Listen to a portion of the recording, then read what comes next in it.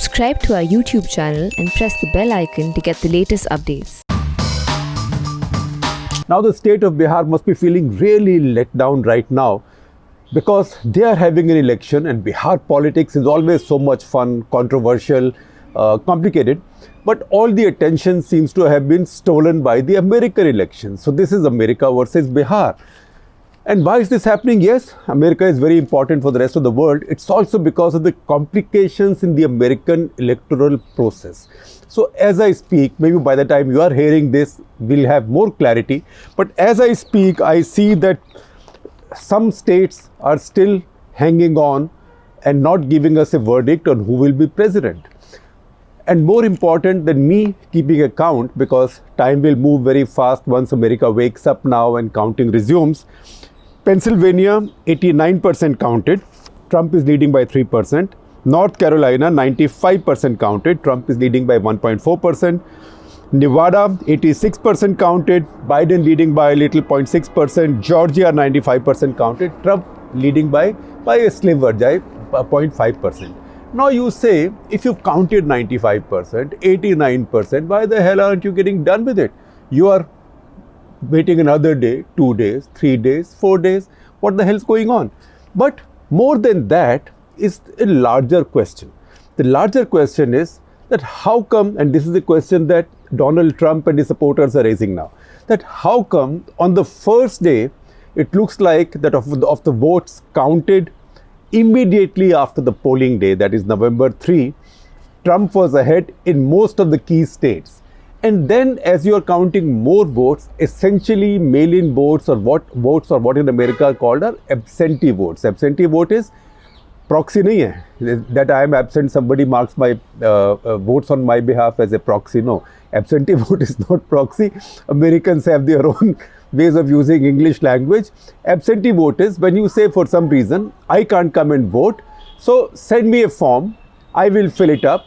Some states have a business reply mail system, so you don't have to pay, and this goes. Some states may reimburse you for stamps. Some states may let you drop these. So these are mail-in votes, and among legitimate reasons for not being able to come to vote, another reason is COVID. That because of COVID now, you don't want to go and queue up. It's risky, and that should not keep me away from voting. I will vote by mail. Now, can you imagine if this had happened in Bihar instead? You would have saved so much risk for Bihari people who are all collecting in their millions to vote. But that's an academic argument. Let's leave that aside for a moment. The political question on all our minds, and I have lots of friends asking me that question, lots of viewers of Cut the Clutter asking me that question, that Donald Trump is raising, which is that if in the early counts I am so far ahead, how come as you are counting absentee and mail-in ballots, my lead is coming down, and in many states then it's turning into Biden's lead. Look at Wisconsin, look at Michigan, and we don't know what happens in Pennsylvania. It's getting closer and closer. At one point on the first evening when Trump made his premature victory speech, he said we are 650,000 or something ahead in Pennsylvania. They can't catch up with us. But we saw over the next 48 hours, it came to 150,000, 1.5 lakhs. It was declining. So it's as if all the mail-in ballots, ditto in Georgia, ditto in Wisconsin, Michigan, all the key states, it looked like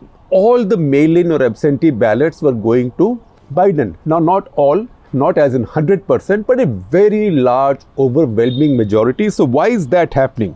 That's a question, and we did research some of it. I was also helped along by my young colleague Pia Krishnan Kutty with some of this.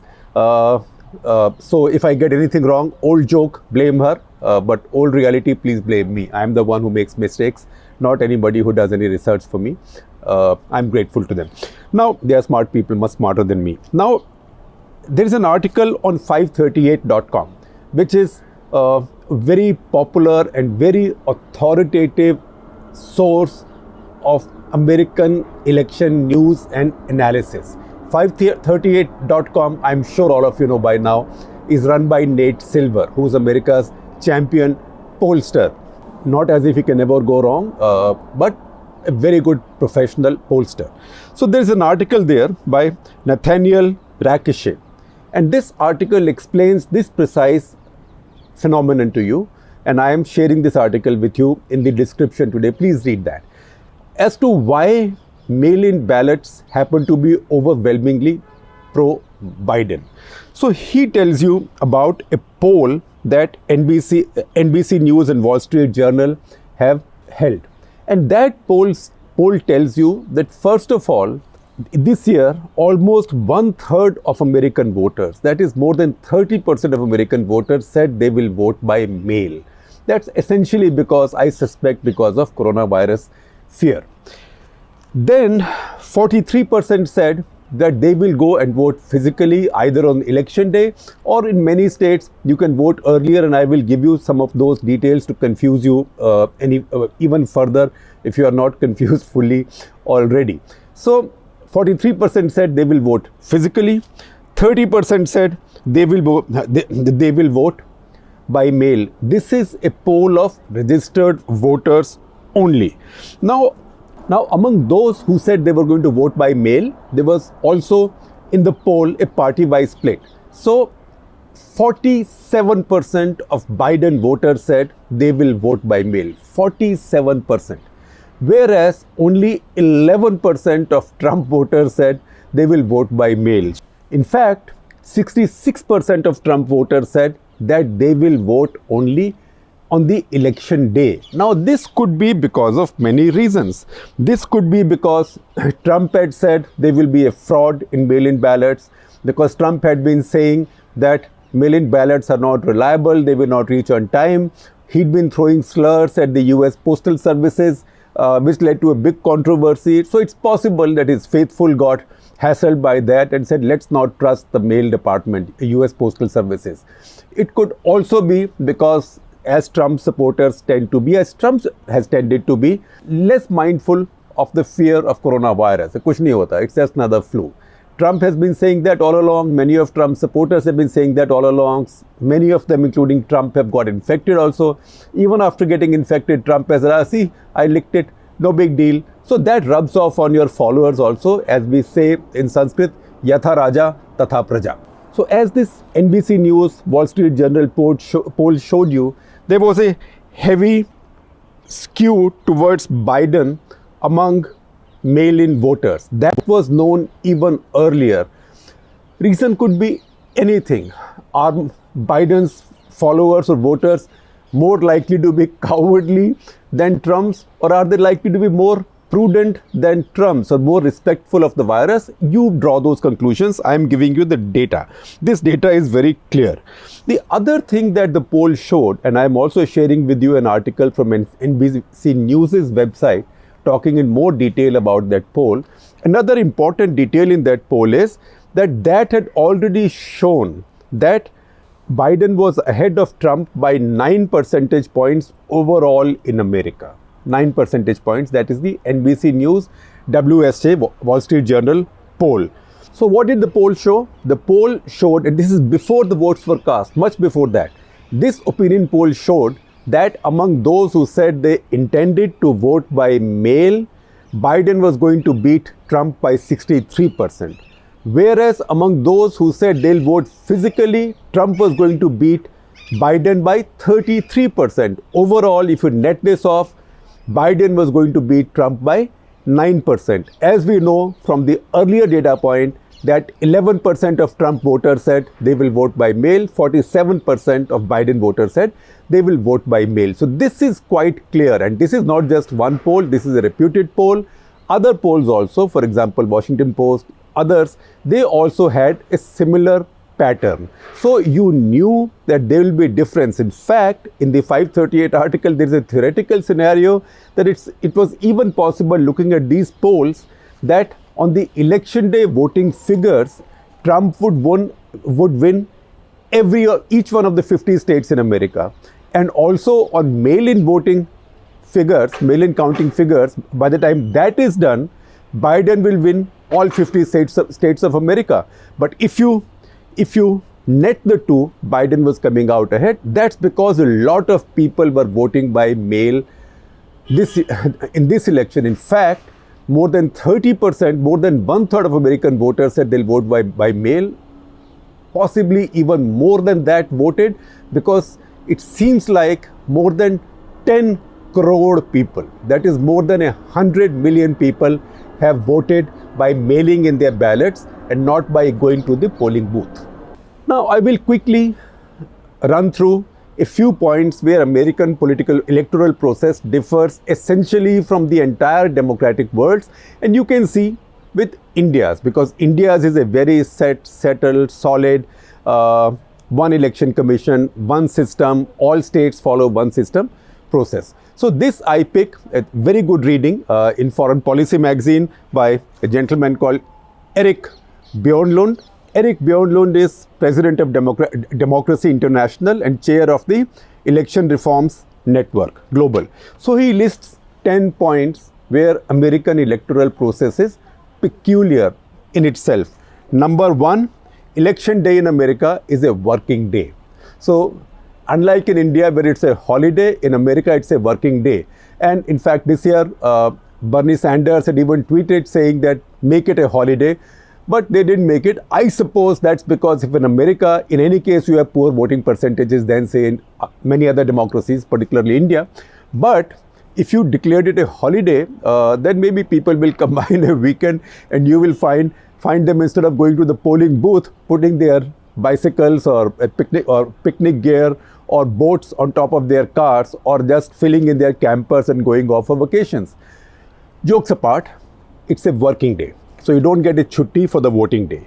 Number two, that also gives you the incentive to mail in your ballots earlier, because it saves you the trouble of going and queuing up for voting that day. It saves you the time. Second, there is no uniformity across the country. In fact, there is variation across thousands of different jurisdictions, not just 50 states. Within the states, counties have their own rules.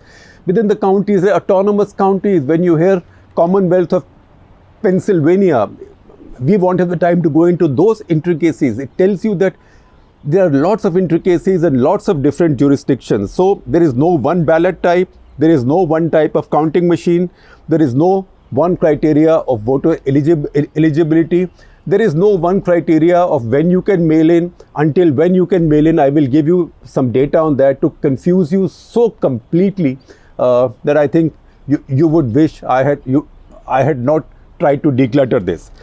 Third point, America does not have a central election commission like body. There is no election commission in all of America. So how does it work without EC? Think about it. They have elections every 4 years. Lots of presidents change. They have elections every 4 years to their Senate and Congress. Not everybody goes to the polls at the same time. There is midterm, so there are two. It's like two sessions. One set finishes 4 years now, one will finish its 4 years 2 years hence. But all of it happens quite flawlessly and quite smoothly. Then the chief electoral officer equivalent in every state is not a constitutional appointee, as the chief election commissioners say in India. He or she is an elected official. So because he or she is an elected official, he or she is also a partisan, but still is trusted. Next, the burden is on the voter to register. It's not as if in India you have a voter registration process, people come to your homes and say register, then electoral rolls are revised.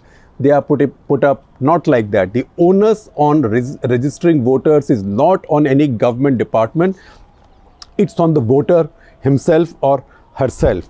Next, all states, I'm just reading up the list that he has put in this foreign policy article. You can see it in detail in that article.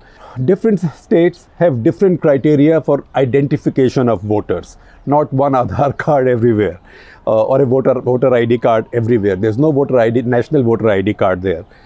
Next, because of all this, voter suppression is possible. Why? How is a voter suppression possible? Because states can decide who will be not entitled to vote. And this is how some really rough politics is played. For example, some states can decide, as Florida did in the past. There was a big controversy, Al Gore and George Bush Jr. Florida decided that people who are felons, in the American system. People who have been convicted for crimes cannot vote. So similarly, a state can decide those who are convicted for crimes cannot vote. What crimes? Any crime, even pickpocketing, even throwing, whatever. So if you apply that criteria, chances are, since people from color happen to be charged more often for crimes in America, it's possible that those voters will be excluded. So you know which side will benefit. So voter suppression is possible because different states can have different laws and they can make their own laws. Then electoral officers have zero power in any of the states because they all have their statutes. They cannot change those statutes. In fact, if you go back to the 2000 row in Florida, where Al Gore went to the court against the counting and demanded a recount, and George Bush in turn went to Supreme Court and saying that this kind of recount actually changes the Florida statute as it existed before the elections, and the Supreme Court held that to be valid. So election officer has no discretion, no power. There is no standardized balloting on counting process. We told you there are different machines, different everything, and there is no dedicated mechanism to settle election disputes, which means if there is a dispute, you have to go to a local court, state's court, and if it's a big deal, go to the Supreme Court of the US. Every state has its Supreme Court as well. So this, you would think that this is a non-functional system. This should not be able to function, but it functions. Now it has many other peculiarities. For example, some states allow the processing of ballot papers, mail-in ballot papers, before the election day. Some don't. Some allow their processing to begin just as the voting day begins, election day begins. Some allow it in the evening. Some allow mail-in ballots to only come in until the election day. Some allow it to come in 3 days later. Some allow it to come in even up to 10 days later, as long as these ballot papers are postmarked until the election day. That means stamp लगी हुई है उसके ऊपर post office की. Then if you think that's not complicated, some states even accept mail-in ballots for 3 days after the election day, even if they are not postmarked. So that is what causes delay. Pennsylvania, for example, only allows the processing of mail-in ballots on the morning on which the election takes place, which means if they have these millions of mail-in ballots, that's a large state, Pennsylvania, then you've only started processing and checking out what is valid, etc. And that's why this counting goes on for a long time. Now the law in America says that by 8th of December, that is, you can imagine, election is first Tuesday of November in the election year, but by 8th of December, each state has to give a certified election. So there's almost 4 to 5 weeks depending on when you start. Then on the 14th of December, the Electoral College actually votes, which is like a formality, but that's how you then formally select your president. Now, 40 states in America out of 50, now I'm confusing you. 40 states in America allow processing of mail-in ballots or absentee ballots before election day. Election day is the voting day. 6 states, including Wisconsin and Pennsylvania, which have kept us hanging for a long time. 6 states, including Wisconsin and Pennsylvania, allow processing of absentee ballots only on election day, which means delays will take place there. 17 states, including Arizona and Florida, again, states in contention. Florida not so much, but Arizona.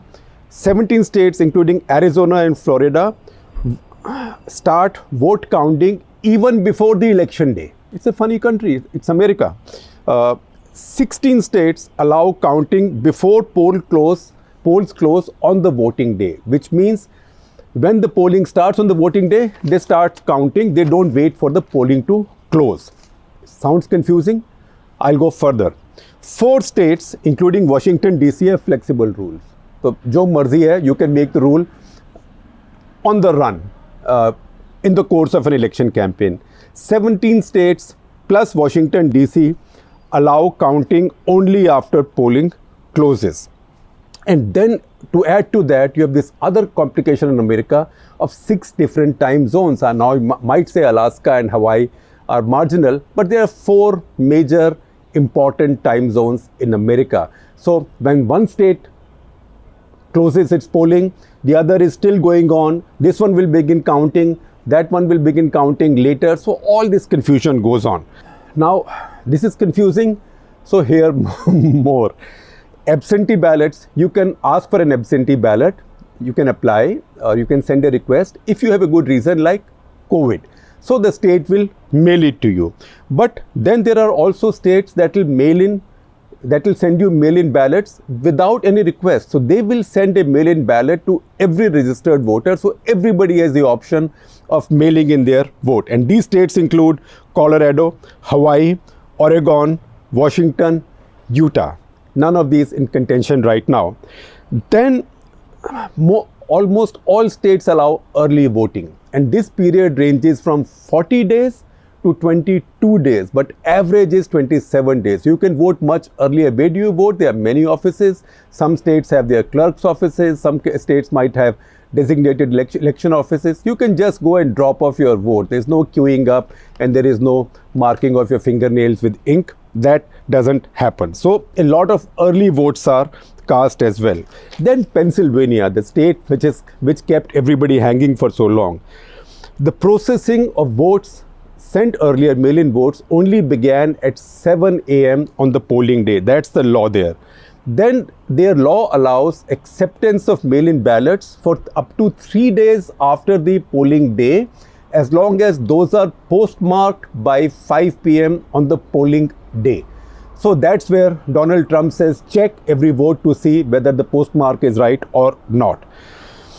Then North Carolina. North Carolina is the most complicated.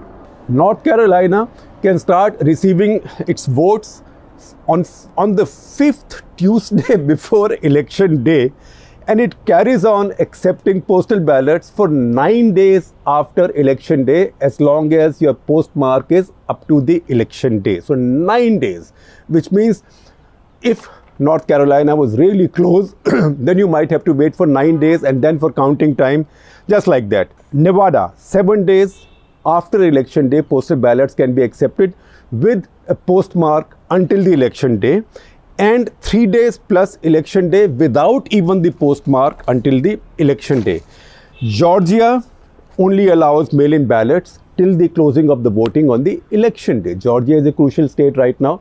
In this election also a decisive state. Then how does a recount take place? Once again, it's an American delight if you're delighted by things like this.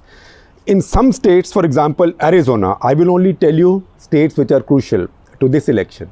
Different states have different rules on recounts. Arizona will have a recount, automatic recount, if the margin of victory for one side is less than 0.1%. Very little, so there will be a recount. Georgia will allow you a recount if the margin between the winner and the loser is less than 1%. Pennsylvania, on the other hand, will allow a recount if the margin is less than 0.5%. You might recall that in the last election, Hillary Clinton wanted a recount in Pennsylvania, but she had lost by 0.7%. So because it wasn't 0.5, she wasn't allowed a recount. Wisconsin, very crucial this time because Trump is asking for a recount there, 1%. And then you have other complications, and I will not go deep into the complications of what happened in 2000 in Florida, but just to refresh your memory, in Florida, George Bush won by 537 votes. When that happened, Al Gore asked for a recount, but he asked for a recount in 4 really blue, that is pro-democratic counties. And he asked for a manual recount. Bush opposed it, and then we know whatever happened. The courts finally gave the election to George. Now, as I told you, I had promised to confuse you even further, and so I have. So now I leave you to declutter this until the results come out. And if you still have some doubts, next American elections, we'll again go over these.